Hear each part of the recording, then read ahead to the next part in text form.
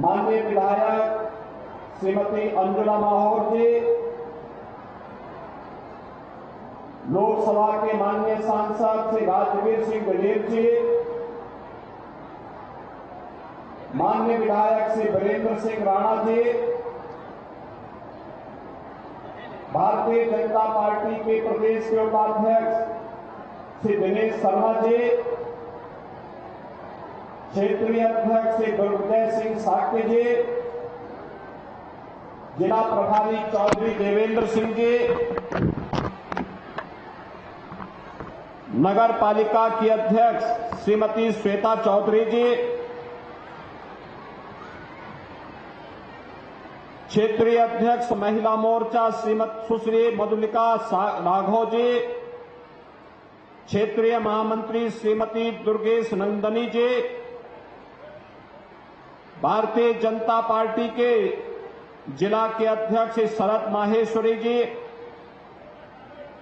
मंच पर उपस्थित भारतीय जनता पार्टी के सभी पदाधिकारीगण,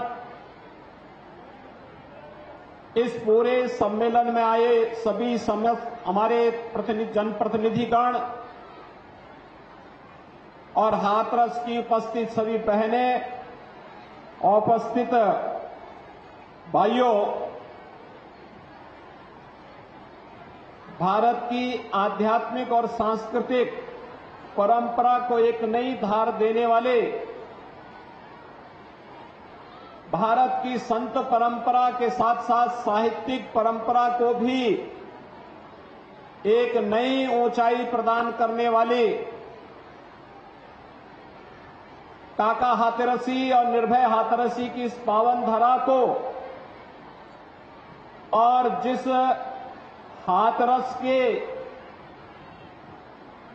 यहां के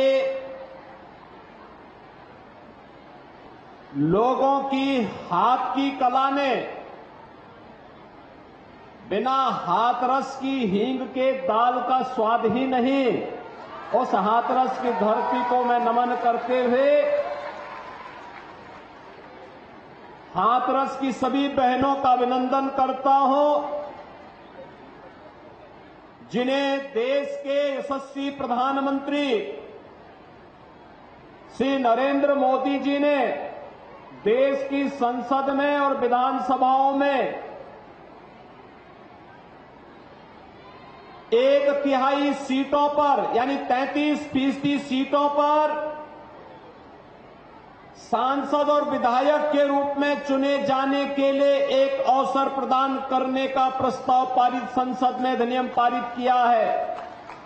इसके लिए आप सबको मैं हृदय से बधाई देता हूं और आदरणीय प्रधानमंत्री जी के प्रति आभार व्यक्त करता हूं।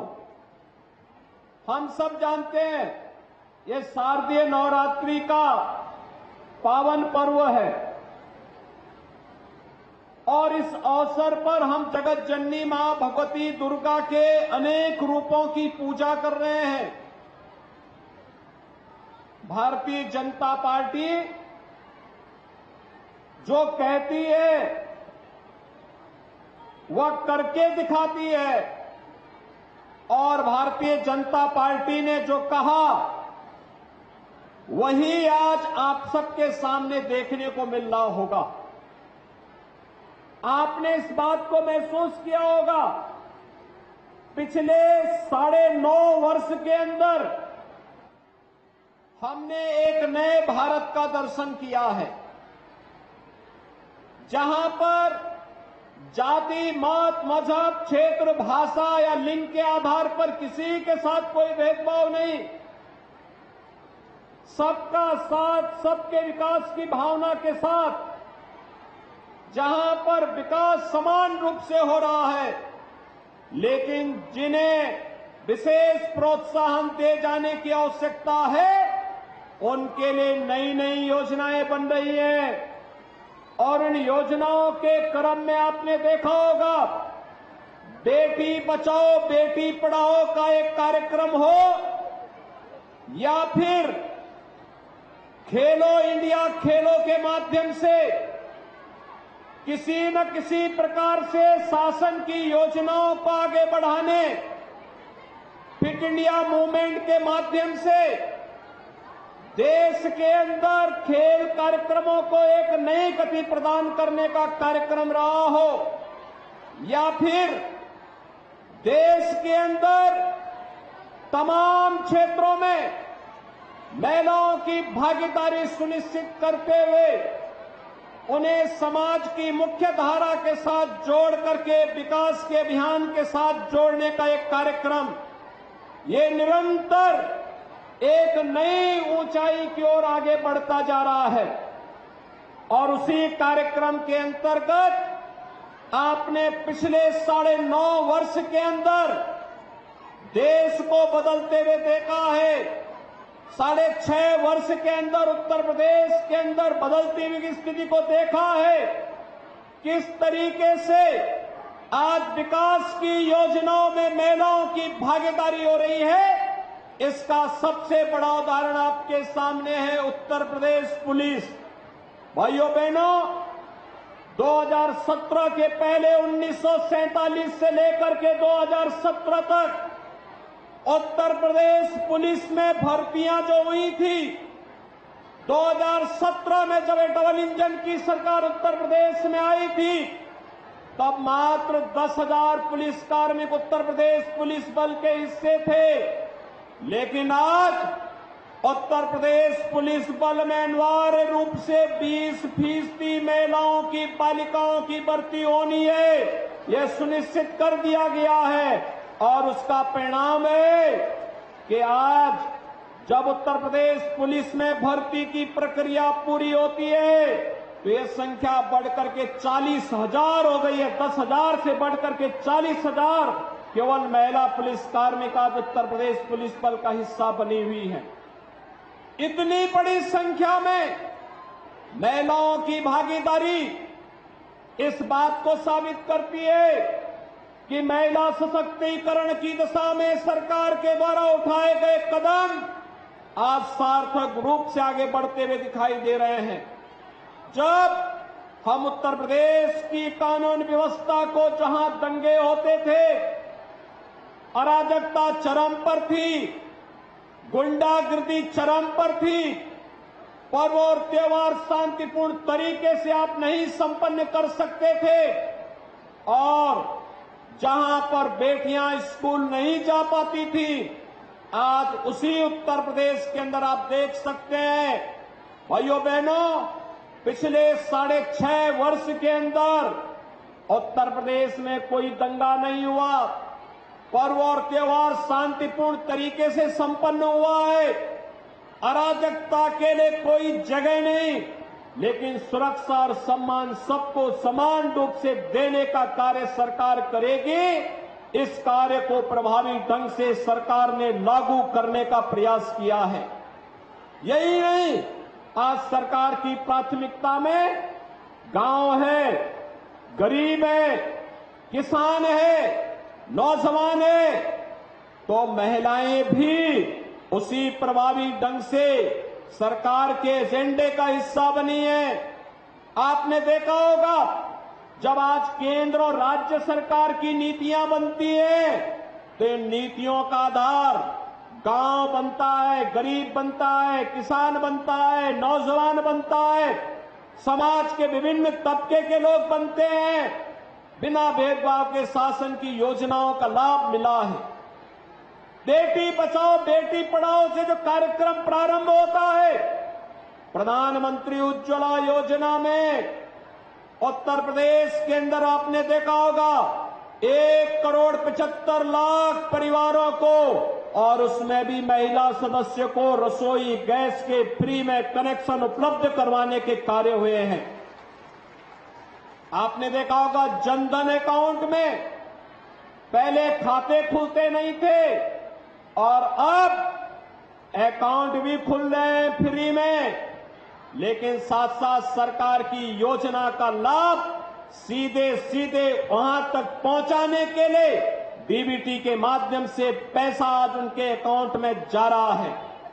आपने देखा होगा इससे पहले गरीबों के पास आवास नहीं था। पिछले 6 साढ़े 6 वर्ष के अंदर प्रदेश में 55 लाख परिवारों को उनका घर मिला है। आपने देखा होगा इससे पहले बिजली के कनेक्शन नहीं मिलते थे।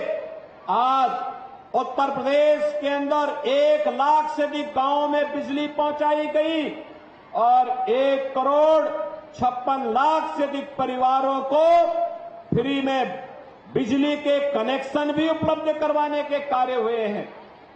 प्रधानमंत्री आयुष्मान भारत के अंतर्गत हमने प्रदेश के अंदर 10 करोड़ लोगों को 5 लाख रुपए की स्वास्थ्य बीमा का कवर देने का कार्य किया है। तो भाइयों बहनों, हम सब इस बारे में जानते हैं, संकट में जो आपका साथी वही सच्चा साथी। याद करिए, इस सदी की सबसे बड़ी महामारी कोरोना जैसी महामारी के दौरान हमने देखा है किस तरीके की स्थितियां थी। दुनिया में हाहाकार था, जान बचाने के लिए लोग लालायित थे।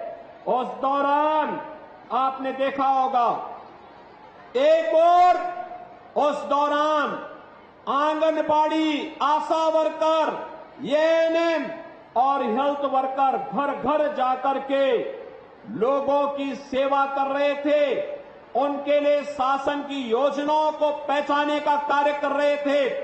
तो दूसरी तरफ सरकार के द्वारा गरीब को भरण पोषण भत्ता और इसके साथ ही सरकार के द्वारा उत्तर प्रदेश में 15 करोड़ और देश के अंदर 80 करोड़ परिवारों को फ्री में राशन पहुंचाने का काम भी हुआ है। भाइयों बहनों, दुनिया के अंदर ऐसा कहीं नहीं हुआ जितना भारत के अंदर हुआ। 220 करोड़ वैक्सीन की फ्री की डोजेज उपलब्ध हो गई।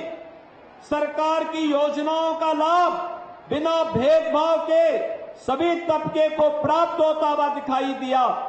ये सरकार की योजनाएं कैसे प्रभावी ढंग से लागू होनी है, इसके उदाहरण हैं। और उत्तर प्रदेश में हमने जहां भारत सरकार ने मातृ वंदना योजना में मातृशक्ति के भी, उनके अभिवृद्धि के लिए, उनके सम्मान के लिए अनेक कार्यक्रम चलाए हैं। उत्तर प्रदेश सरकार ने भी इन्हीं कार्यक्रमों को गति देने के लिए जो कार्यक्रम तय किए, उन कार्यक्रमों की श्रृंखला में मुख्यमंत्री कन्या सुमंगला योजना का कार्यक्रम भी है। मुख्यमंत्री कन्या सुमंगला योजना में बेटा और बेटी में कोई भेदभाव न हो, इसके लिए सरकार ने एक व्यवस्था बनाई कि सरकार की योजना का लाभ मिले। इसके लिए 5 चरणों में 15,000 रुपए की राशि हम बेटी को शासन की तरफ से उपलब्ध करवाने का कार्य करते हैं, जन्म लेने से लेकर के स्नातक तक की पढ़ाई के लिए। अब तक ये 15,000 रुपया थी और भाइयों बहनों, अगले सत्र से हम इसको 25,000 रुपए करने जा रहे हैं। बेटी जन्म लेगी, 5,000 रुपए सीधे उसके अकाउंट में पहुंच जाएगा। बेटी का 1 वर्ष होने पर टीकाकरण होगा, राशि उसके अकाउंट में पहुंच जाएगी। बेटी पहली क्लास में प्रवेश लेगी, अकाउंट में पैसा पहुंच जाएगा। बेटी 6ठी क्लास में जाएगी, पैसा अकाउंट में पहुंच जाएगा। बेटी 9वीं क्लास में जाएगी, पैसा अकाउंट में पहुंच जाएगा। और बेटी कोई पॉलिटेक्निक करना चाहती है, आईटीआई करना चाहती है, कोई पाठ्यक्रम आगे की करना चाहती है, पैसा उसके अकाउंट में पहुंच जाएगा। स्नातक तक की फ्री में शिक्षा के साथ ही यह भी सुनिश्चित कर दिया कि बेटी शादी ब्याह के योग्य होगी तो मुख्यमंत्री सामूहिक विवाह योजना में 51,000 रुपए की राशि बेटी के लिए सरकार की ओर से उपलब्ध करवाया जाएगा। सरकार सारी चिंता करेगी, बेटी और बेटे के बीच में भेदभाव नहीं होना चाहिए। सरकार की ये योजनाएं, इसी क्रम को आगे बढ़ाने के लिए सरकार ने तय किया, अगर किसी गांव में कोटेदार का विवाद हो गया, तो महिला स्वयंसेवी समूह को कोटे का व्यवस्था दे दो। पहले आंगनबाड़ी में पंजीरी वितरण का कार्य, पोषाहार वितरण का कार्य ये अलग अलग संगठन करते थे। अब सरकार ने तय किया है कि अब संगठन नहीं, इसमें महिला स्वयंसेवी समूह इस कार्य को संपन्न करेगी। आपने देखा होगा अनेक महिला स्वयंसेवी समूह आज समाज में बेहतरीन कार्य कर रही हैं और इसमें तो हर ग्राम पंचायत में बैंकिंग कॉरेस्पॉन्डेंट सखी ने जो उदाहरण प्रस्तुत किया है, अभी मैंने मंच पर एक लखपति दीदी को सम्मानित किया है। उन्होंने गांव के सभी प्रकार के बैंक के लेन देन को स्वयं के साथ जोड़ करके गांव की बैंक की समस्या का समाधान किया है और स्वयं भी लाखों रुपया महीना कमीशन के रूप में कमा करके लखपति बन गई है। एक तरफ प्रधानमंत्री जी के द्वारा घोषित योजनाएं लखपति बनाने का कार्य कर रही है, एक तरफ सुरक्षा का बेहतर इंतजाम, बेटी को सुरक्षा का कवच प्रदान कर रही है और दूसरी तरफ शासन की योजनाएं उन्हें स्वावलंबन की ओर अग्रसर करने का माध्यम बन रही हैं और स्वावलंबन के इसी क्रम को आगे बढ़ाने के लिए आधी आबादी को शासन में भी भागीदारी मिले। इसी के लिए नारी शक्ति वंदन अधिनियम भी देश की संसद में प्रधानमंत्री मोदी जी की पहल पर आज पारित हो गया है और मुझे लगता है नवरात्रि से ज्यादा महत्वपूर्ण तिथि इन बहनों के अभिनंदन का दूसरा नहीं हो सकता था और उसी अभिनंदन के क्रम में आज मैं हाथरस में आकर के आप सबका हृदय से अभिनंदन करता हूं, आप सबका हृदय से अभिवादन करता हूं, आपका स्वागत करता हूं। शारदीय नवरात्रि की मैं आपको बधाई देता हूं और इस अवसर पर हाथरस वासियों ने यहां पर भारतीय जनता पार्टी के हमारे जनप्रतिनिधियों को चुनाव की जिता करके भेजा। उनके प्रयास से 177 करोड़ रुपए की परियोजनाओं की सौगात भी यहां पर हाथरस जनपद को प्राप्त हो रही है। इसकी बधाई मैं हाथरस जनपद के सभी नागरिकों को देता हूं। भाइयों बहनों, सरकार की विकास की सोच है और विकास किसी योजना के अंतर्गत सरकार अपने कार्यक्रम को आगे बढ़ा रही है। ये योजनाएं विकास की सड़क की भी है, पेयजल की भी है, छात्रावास की भी है, स्टेडियम की भी है और हम भी चाहते हैं कि हाथरस जनपद में भी बेटियां उसी प्रकार से आगे बढ़ने का कार्य करें। जैसे आपने पश्चिमी उत्तर प्रदेश में देखा होगा, पारुल चौधरी एशियन गेम्स में गोल्ड मेडल लेकर के आई है और सरकार ने तय किया कि उसको हम डिप्टी एसपी बनाने का काम करेंगे। सीधे सीधे कोई बेटी अगर अपने परिश्रम से डिप्टी एसपी का पद हासिल करती है, उसके लिए एक उपलब्धि है और उसी उपलब्धि के साथ जुड़ने के लिए सरकार आज खेल कूद की गतिविधियों को तेजी के साथ आगे बढ़ाने का कार्य कर रही है। स्टेडियम, मिनी स्टेडियम, खेल का मैदान, ओपन जिम, महिला मंगल दल, युवक मंगल दल को स्पोर्ट्स किट उपलब्ध करवाने की कार्रवाई, ये सभी उसी के हिस्से हैं। उसी क्रम को आगे बढ़ाने के लिए हम सब आपका आह्वान करते हैं। हाथरस अपने अनुरूप महिला सशक्तिकरण के इस कार्यक्रम को नारी शक्ति वंदन अधिनियम के साथ जोड़ करके प्रधानमंत्री मोदी जी के प्रति आभार व्यक्त करने के लिए तैयार हो तो कोई कारण नहीं कि विकास की एक एक योजना हाथरस जनपद में भी आकर के हाथरस जनपद को सम्मान के साथ आगे बढ़ने के लिए एक अवसर प्रदान करेगा और उसी के प्रति आप सबको आश्वस्त करने के लिए आज मैं हाथरस जनपद में आया हूं। मैं एक बार फिर से हाथरस के आप सभी भाइयों और बहनों को शारदीय नवरात्रि की बधाई देता हूं। 24 अक्टूबर को विजयादशमी की भी पावन तिथि है। इस अवसर पर विजयादशमी की अभी से आप सबको हृदय से बधाई देते हुए आगामी पर्व और त्योहारों की बधाई देता हूं। ये पर्व और त्योहार आपके जीवन में खुशहाली का माध्यम बने, आपके जीवन में इसी प्रकार से खुशहाली आती रहे, इस विश्वास के साथ मैं एक बार फिर से आप सभी का हृदय से अभिनंदन करते हुए इस सफल सम्मेलन के लिए यहां के जिलाध्यक्ष को, यहां के सांसद जी को, यहां के विधायक जी को और भी अन्य सभी पदाधिकारियों को और महिला मोर्चा की सभी बहनों